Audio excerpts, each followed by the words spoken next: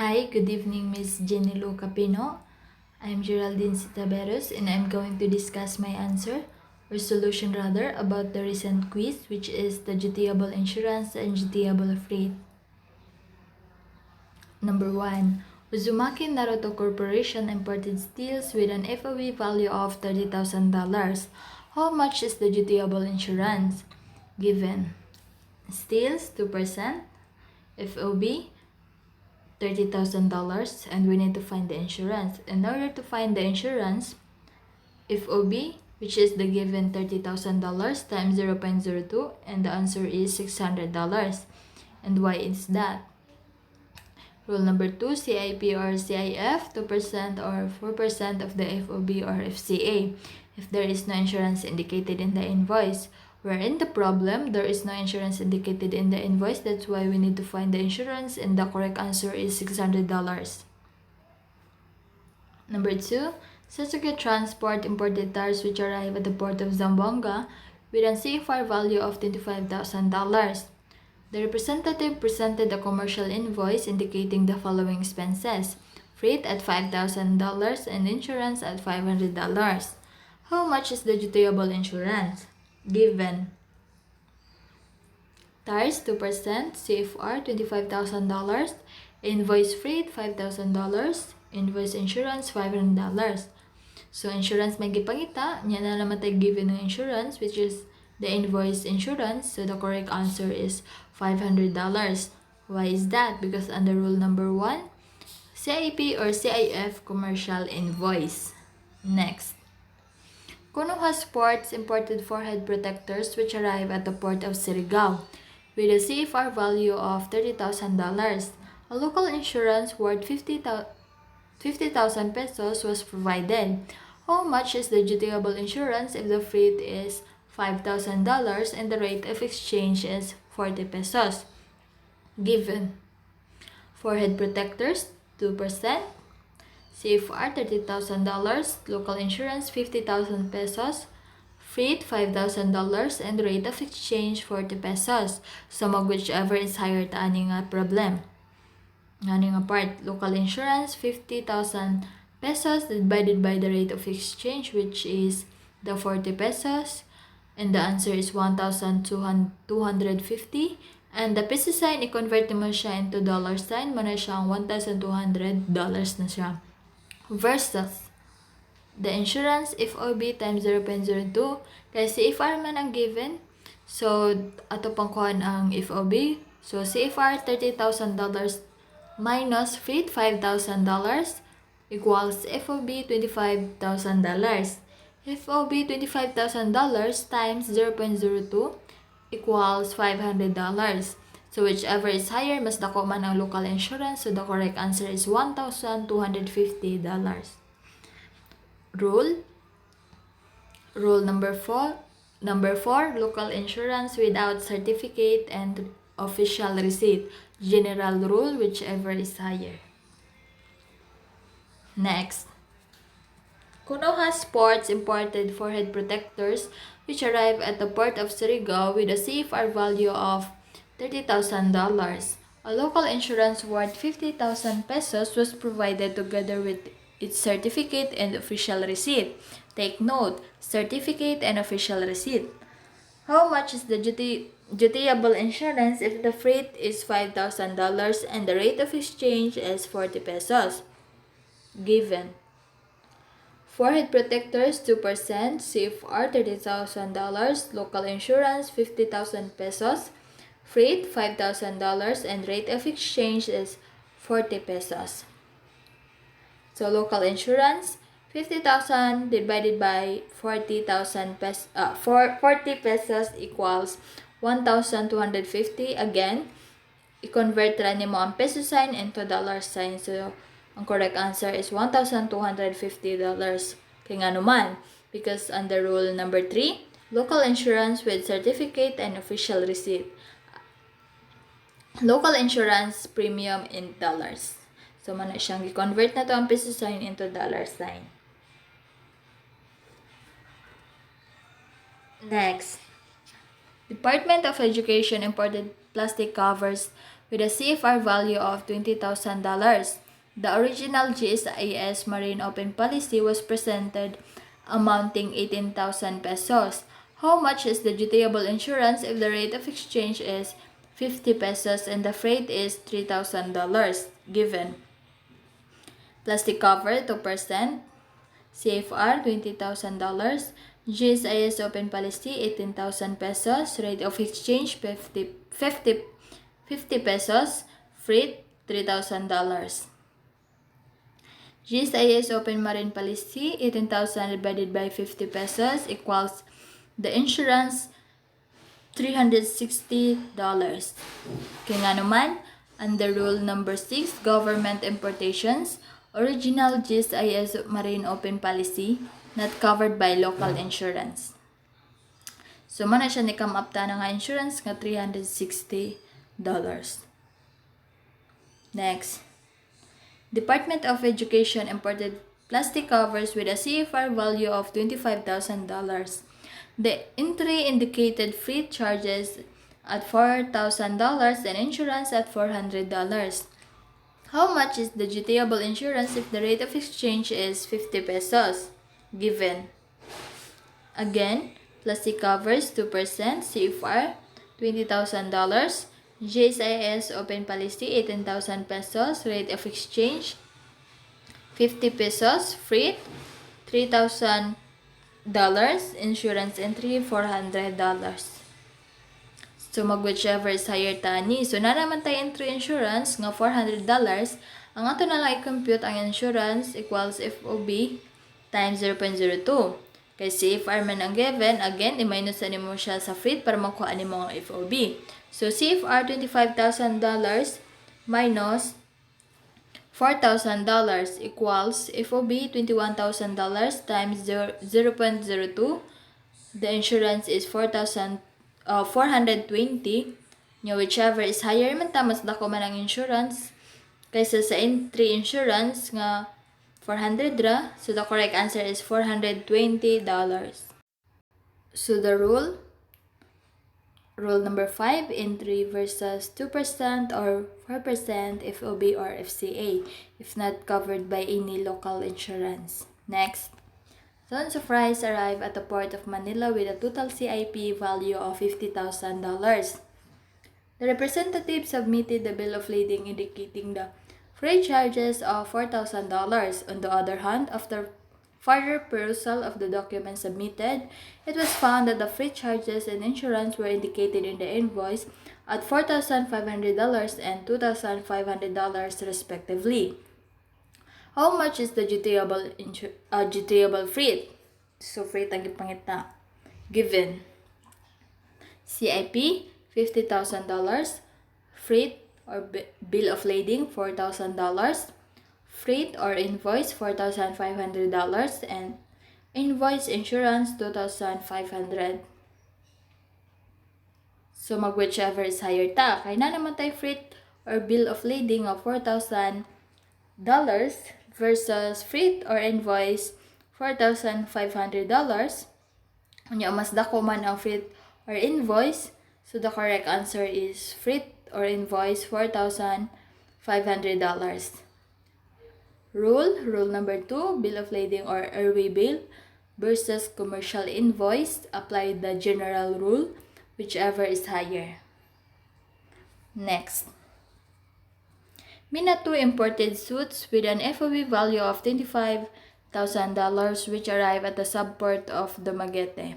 How much is the dutiable freight if the shipment has a gross weight of 2,500 kilograms subject to GCR rate of $0.55 per kilogram? Given. Suits 2%, FOB $25,000, gross weight 2,500 kilograms, GCR rate $0.55 per kilogram. GCR freight equals total gross weight in kilograms times GCR rate equals 2,500 kilograms times $0.55 per kilogram. So the answer is GCR freight equals $1,375.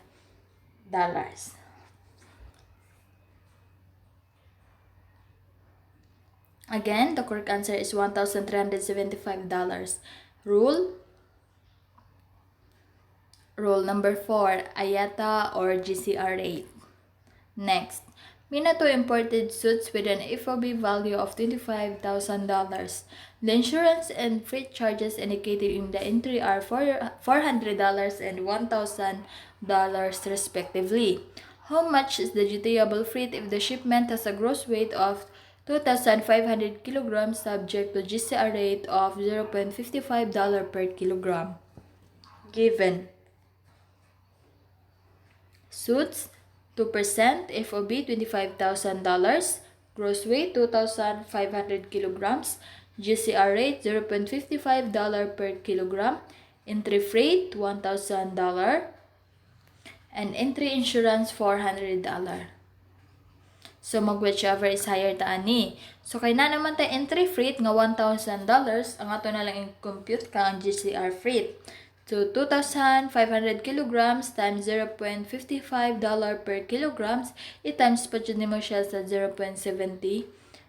And the correct answer is, and the answer is 962.50, and whichever is higher man, mas dako man ang entry freight.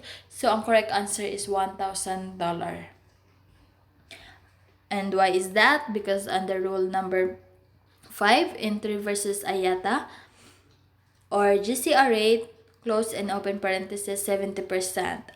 Apply the general rule, whichever is higher. Next, a shipment of 2x40 STC frozen tuna from Hong Kong arrived in Port of Cebu. Its CFR value is $55,000. How much is the dutiable freight if the insurance is $1,500 and the freight indicated in the bill of lading is $3,100 supported with a certification from the shipping lines? Take note, certification from the shipping lines. Given 2x40 STC frozen tuna, CFR $55,000, insurance $1,500, freight or bill of lading $3,100 with certificate of shipping lines. So the correct answer is freight or bill of lading equals $3,100 with certificate and of shipping lines. And why is that? Because under rule number 7, refrigerated shipments kay frozen tuna man with shipping lines certificate. So that's it. Next, a shipment of 2x40 STC frozen tuna from Hong Kong arrived in Port of Cebu. Its CFR value is $55,000. How much is the dutiable freight if the insurance is $1,500 and the freight indicated in the bill of lading is $3,100?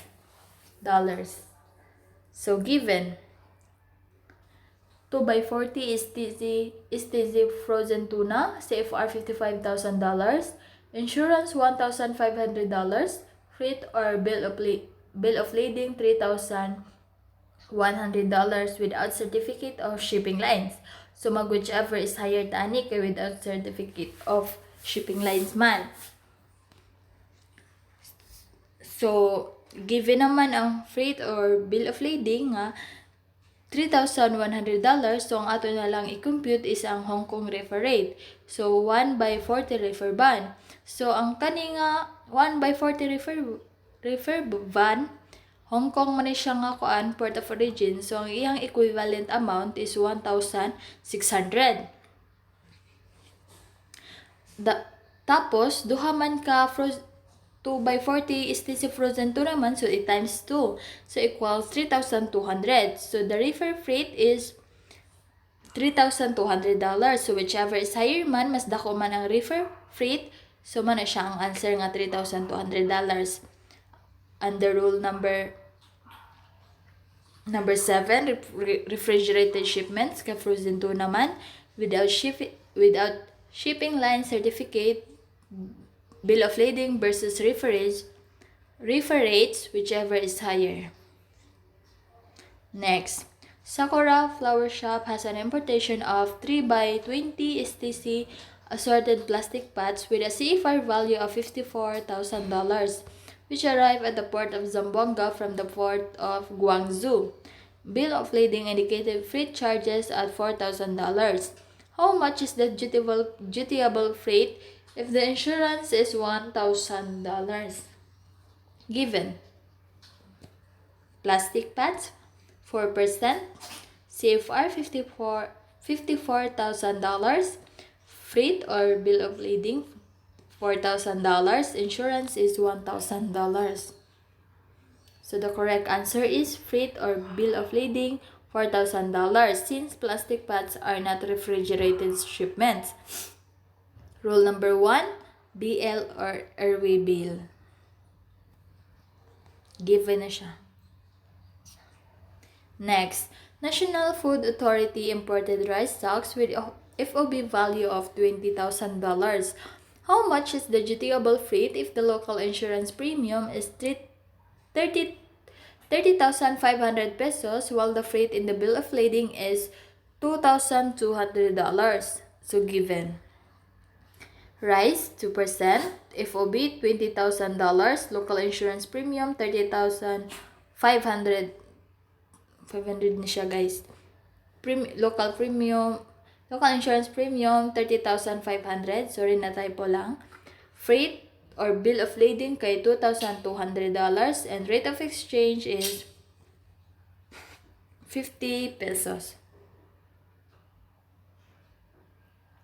So, namatay freight or bill of lading $2,200.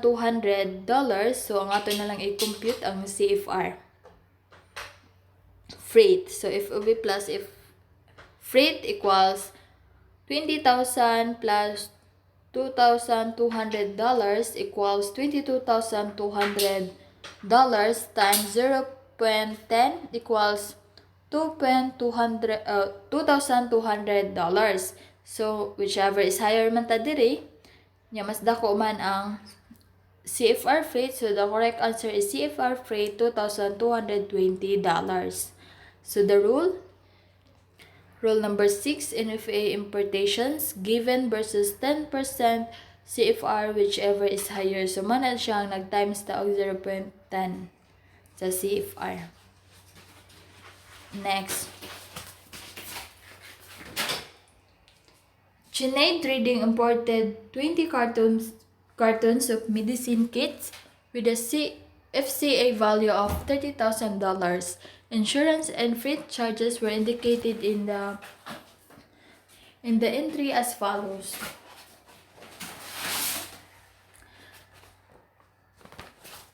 $600 and $895.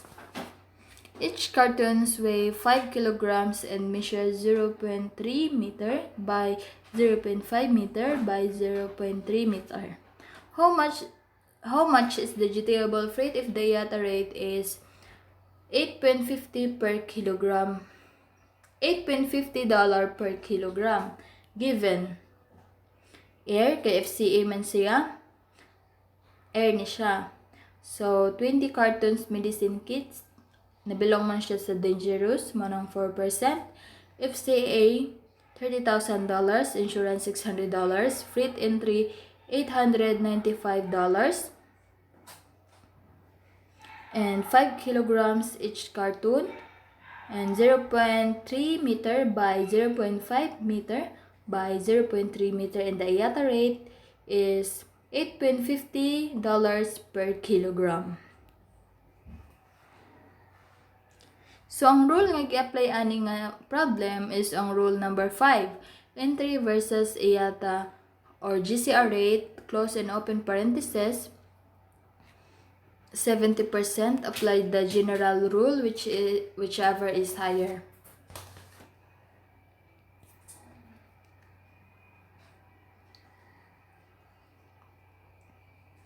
So, namatay freight entry 895 higher. So, whichever is higher man tayo diri. So, ato sa is i-compute ang IATA freight total chargeable weight in kilograms times IATA rate times 0.70. Whichever is higher. So, actual weight, number of cartons times kilograms per unit. Actual weight, 20 times 5 kilograms equals 100 kilograms. So, ang atong nasa next i-compute is ang volume weight. So, volume weight 0.3 meter by 0.5 meter by 0.3 meter times 20 number of cartons divided by 0.006 equals 150 kilograms. So, wala pa dyan tarang humanana. So, chargeable weight, actual weight versus volume weight in kilograms, whichever is higher, then mas dako man ang volume weight. So, ang atong chargeable weight is 150 kilograms. So, IATA freight, total chargeable kilograms times IATA rate times 0.70. So, IATA freight, 150 kilograms times $8.50 per kilograms times 0.70, and the answer is 892.50. Then, mas dako pa man ang freight entry nga 895, kay whichever is higher man ta, then the correct answer is $895.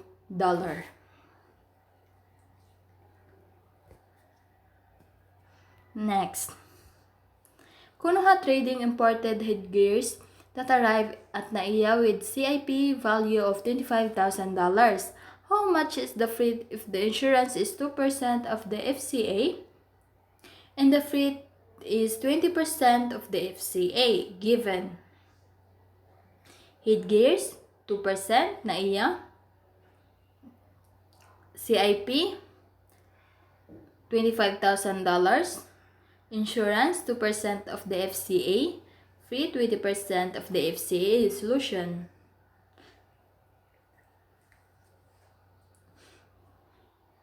FCA equals 20,491. So, gitimes na siya sa kuha na siya sa 20%.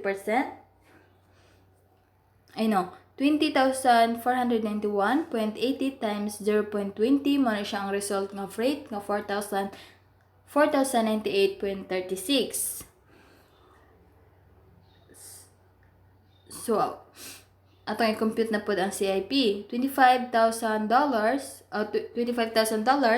plus in open parentheses FCA plus insurance plus freight.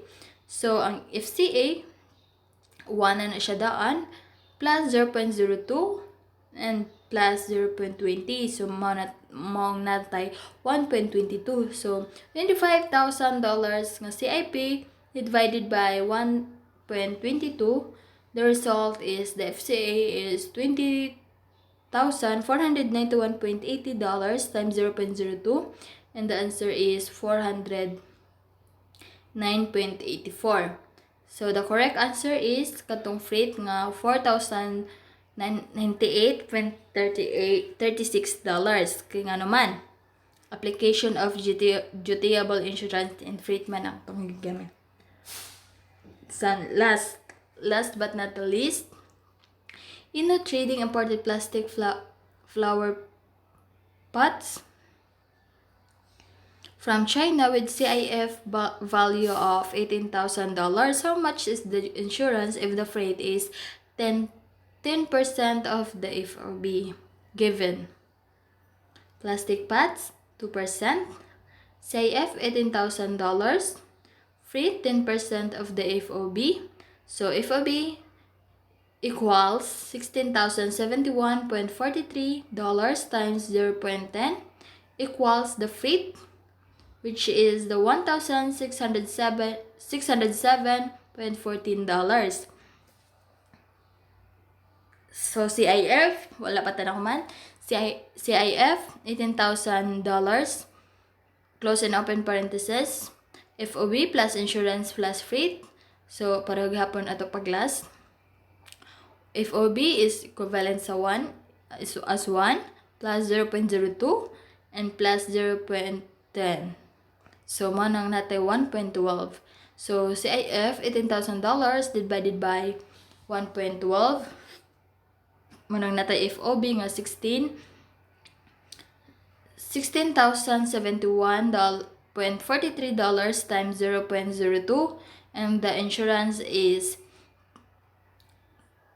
$321.43 kay insurance man ang gipangita.